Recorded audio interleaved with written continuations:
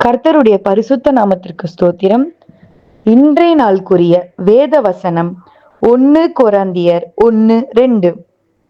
கொரிந்துவிலே கிறிஸ்து இயேசுவுக்குள் பரிசுத்தமாக்கப்பட்டவர்களாயும் பரிசுத்தவான்களாகும்படி அழைக்கப்பட்டவர்களாயும் இருக்கிற தேவனுடைய சபைக்கும் எங்களுக்கும் தங்களுக்கும் ஆண்டவராயிருக்கிற நம்முடைய கர்த்தராகிய இயேசு கிறிஸ்துவின் நாமத்தை எங்கும் தொழுது கொள்கிற அனைவருக்கும் எழுதுகிறதாவது.